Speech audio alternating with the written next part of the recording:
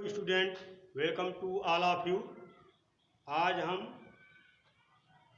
मानव जनन पढ़ेंगे। मानव जनन चैप्टर के बारे में कुछ हम इसके पहले पढ़ चुके हैं। वीडियो जो पहला वीडियो था मानव जनन का पार्ट 1 में जो मानव जनन से संबंधित पढ़ लिए हैं। मानव जनन, मानव में युग्मकों के बनने की क्रिया को जो है युग्मक जनन कहते हैं। और युग्मक जनन दो प्रकार के होते हैं, शुक्र जनन और अंड जनन।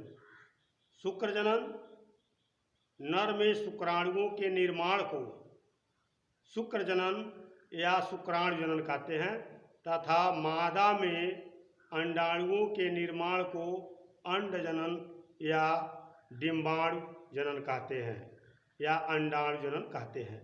तो आज हम शुक्र जनन के बारे में पढ़ेंगे और कैसे जो है शुक्राणुओं का निर्माण होता है। तो टॉपिक यहाँ दिया गया है शुक्र जनन। तो नर के वृषण की, यानी जानते हैं कि नर तथा मादा में दो जो है गोनाइड सेल्स होते हैं। नर में जो है वृषण होता है तथा मादा में जो है ओवरी होता है, यानी अंडाशय। तो यहाँ पर हमने शुक्र जनन में दिया नर के वृषण की जननिक, नर के वृषण की जननिक उपकला कोशिकाओं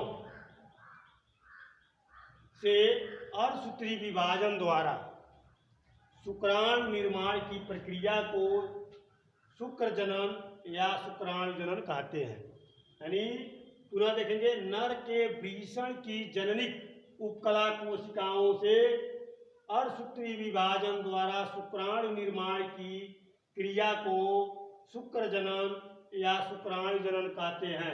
यह प्रक्रिया वृषण के शुक्र जनन नलिकाओं में होती है। शुक्र जनन की क्रिया जो होता है वृषण के शुक्र जनन नलिकाओं में होती है और इस प्रक्रिया के दो भाग होते हैं। शुक्राणु जनन जो होता है यानी शुक्राणुओं का निर्माण जो होता है शुक्र जनन नलिकाओं में, तो यह प्रक्रिया दो प्रकार की होती है। पहले को कहते हैं पूर्व शुक्राणु का निर्माण। पूर्व शुक्राणु का निर्माण यानी फॉर्मेशन ऑफ स्पर्मेटिड्स। और दूसरा होता है पूर्व शुक्राणु का शुक्राणु में रूपांतरण या कायांतरण। पूर्व शुक्राणु का शुक्राणु में रूपांतरण। तो सबसे पहले हम देखेंगे पहला पॉइंट जो है पूर्व शुक्राणु का निर्माण। तो पूर्व शुक्राणु का निर्माण जो है 3 प्रावस्थाओं में पूर्ण होती है। यानी पूर्व शुक्राणुओं का निर्माण के 3 प्रावस्थाएं हैं। पहले प्रावस्था को कहते हैं, ये यहाँ लिखे हैं, गुणन प्रावस्था, मल्टीप्लिकेशन फेज। और दूसरा है वृद्धि प्रावस्था, ग्रोथ फेज। और तीसरा है परिपक्वन प्रावस्था, मैचुरेशन फेज। यानी शुक्राणुओं का निर्माण जो होता है नर में वह 3 फेजों में होती है। तो शुक्राणु का निर्माण हमने दो दिया है, पूर्व शुक्राणु का निर्माण और पूर्व शुक्राणु का शुक्राणु में रूपांतरण। तो पूर्व शुक्राणु का निर्माण जो है 3 प्रावस्थाएं हैं। पहला प्रावस्था है गुणन प्रावस्था और दूसरा है वृद्धि प्रावस्था, तीसरा है परिपक्वन प्रावस्था। गुणन प्रावस्था को अंग्रेजी में फॉर्मेशन ऑफ स्पर्मेटिड्स तथा जो है वृद्धि प्रावस्था को फेज, ग्रोथ फेज और परिपक्वन प्रावस्था को मल्टीप्लिकेशन फेज कहते हैं। 3 फेज, गुणन प्रावस्था या मल्टीप्लिकेशन फेज, वृद्धि प्रावस्था या ग्रोथ फेज और परिपक्वन प्रावस्था या मैचुरेशन फेज। तो इन 3 फेजों का वर्णन करने के बाद जो है पूर्ण शुक्राणुओं का शुक्रांतरण में रूपांतरण। तो यहाँ शुक्राणुओं का 4 शुक्राणुओं का निर्माण कैसे होता है इस फेज में देखेंगे। तो सबसे पहले हमने शुक्र जनन की परिभाषा बताया कि शुक्र जनन में नर के वृषण की जननिक उपकला कोशिकाओं के अर्धसूत्री विभाजन द्वारा शुक्राणुओं के निर्माण की प्रक्रिया को शुक्र जनन कहते हैं। तो शुक्र जनन में जो हम जानते हैं कि नर जनन अंग जो होता है वह वृषण होता है, तो वही सबसे प्रमुख पार्ट है। तो वृषण की जो है भ्रूण कोशिकाएं में की प्राथमिक कोशिकाएं, वृषण की जो है भ्रूण की, वृषण की प्राथमिक कोशिका जो होती है भ्रूण की, उसमें देखें क्या विभाजन होता है। तो वृषण के जो है भ्रूण की प्राथमिक कोशिकाएं जो होती हैं 2n होती हैं, डिप्लॉयड होती हैं।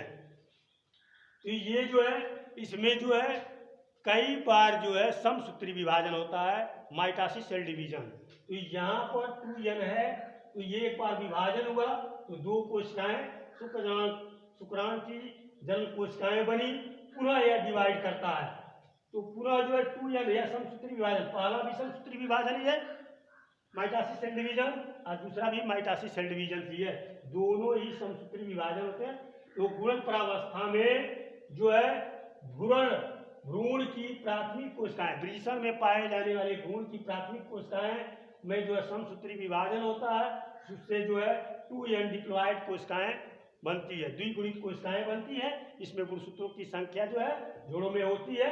तो इसके बाद से जो है ये पूरा समसूत्री विभाजन होकर के जो है समसूत्री विभाजन होता है, जिससे 4 जो है कोशिकाएं बनती है, इस शुक्राणु जनक कोशिकाएं।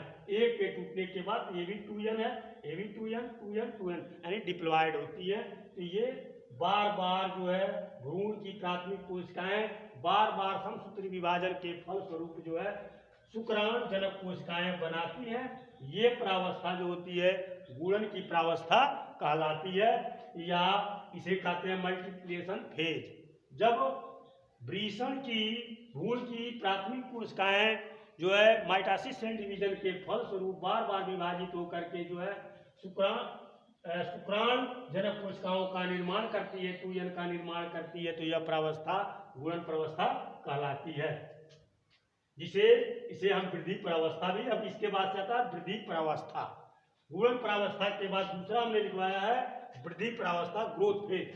अब ये ग्रोथ फेज जो शुक्राणु जनक कोशिका जो होती है, ये जनक कोशिकाएं होती है शुक्राणुओं की, इसमें जो है मियासिस सेल डिवीजन होता है, इसे अर्धसूत्री विभाजन फर्स्ट कहते हैं।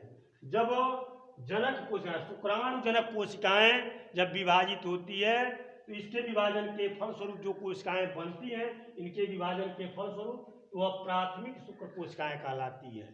जब शुक्राणु जनक कोशिका अर्धसूत्री विभाजन करके जब कोशिकाओं का निर्माण करती है, तो इसे जो है प्राथमिक शुक्र कोशिकाएं कहते हैं। अब यह कोशिका जो है पुनः जो है अर्धसूत्री विभाजन के फलस्वरूप दो भागों में बंट जाता है। जब ये प्रावस्था खत्म हो जाती है, तो ये कोशिकाएं अर्धसूत्री विभाजन होता है, तो दो कोशिकाएं में बढ़ जाती है, जिसे द्वितीयक शुक्र कोशिकाएं कहते हैं। द्वितीयक शुक्र कोशिकाओं के बाद इसमें पुनः अर्धसूत्री विभाजन होता है, इसमें यह जो हैप्लॉयड हो जाती है, यानी इस कोशिका को अगुणित कोशिका कहते हैं। अर्धसूत्री विभाजन के फलस्वरूप द्वितीय कोशिका जो बनती है उसे अगुणित कोशिकाएं कहते हैं, या द्विगुणित कोशिका थी।